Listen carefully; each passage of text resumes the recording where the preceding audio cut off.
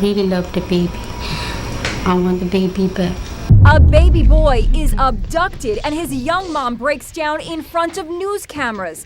That was 45 years ago. Growing up, I remember when my mother first told me about him and that horrible day. Every time she talked about it, it was as if it just happened. Today, there are renewed efforts at finding that missing baby, Kevin Ville. He was born 45 years ago this Saturday on June 14th. His sister spoke at a press conference today where the Center for Missing and Exploited Children released this image of what Kevin might look like today. It's also hoped that this new sketch of the woman who took baby Kevin all those years ago might lead to Kevin's discovery. Okay, let's unpack this.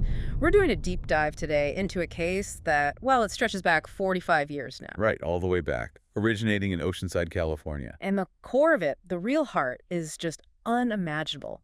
A baby boy taken. And his mother, so young, making this desperate public plea literally moments after it happened. Yeah, it's chilling. And what's really striking, is how something like this, one terrible event, casts such a long shadow, not just legally, but personally for the whole family. We heard about the sister, right? Yeah, the sister grew up hearing about that awful day, July 1st, 1980. She said it felt like it just happened to her mom every single time it came up. Wow. So this dive, it's not just about, the facts on paper. It's understanding that deep, lasting impact. And maybe most importantly, looking at the new efforts. The renewed push happening right now. Exactly, to find that missing baby, Kevin Ville Jr. And the timing. It's significant, isn't it? Kevin's 45th birthday is this Saturday, June 14th. Correct. And that 45-year mark seems to be a catalyst. There's real movement now. His sister was just at a press conference, wasn't she? She was. Where the National Center for Missing and Exploited Children, they released some really compelling new images. Okay, so what are we looking at?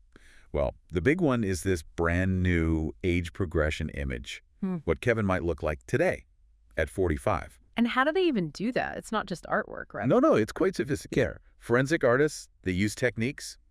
They look at family photos, try to understand the genetic traits, how the family ages. Okay. And then they make educated projections, considering lifestyle factors, how someone might change over decades. The goal is clear. To spark recognition. Exactly. To create a face that might just click with someone, even after all this time. Jog a memory. And there was more than just Kevin's image, right? That's right. They also put out a new sketch of the woman who allegedly took baby Kevin. Based on the original descriptions from 1980. Yes, based on those initial eyewitness accounts, but refined.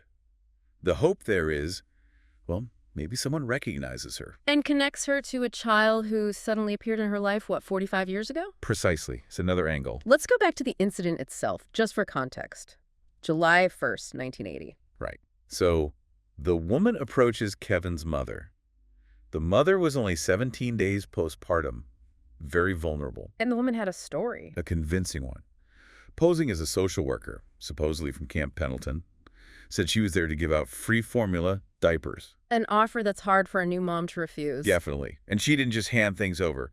She persuaded the mother to get into the car with Kevin. Oh, no. And then, the absolute worst nightmare. She just sped off, left the mother standing there, drove away with Kevin still in his car seat. Just unbelievable. And hearing from the family now, it's incredibly moving. Kevin's father, who's older now, he also spoke recently. What'd he say?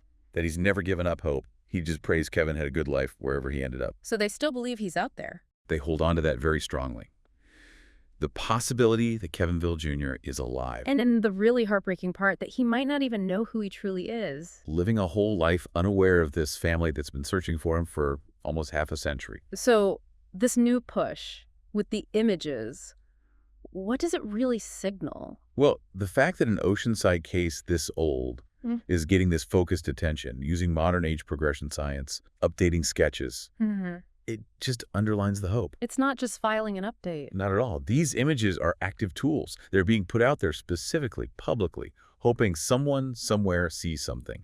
A resemblance, a memory fragment. It really shows the potential power of just public awareness, doesn't it? Simple recognition, even after decades. Absolutely. Every single person who sees these images could potentially be the one connection they need. It really does make you stop and think.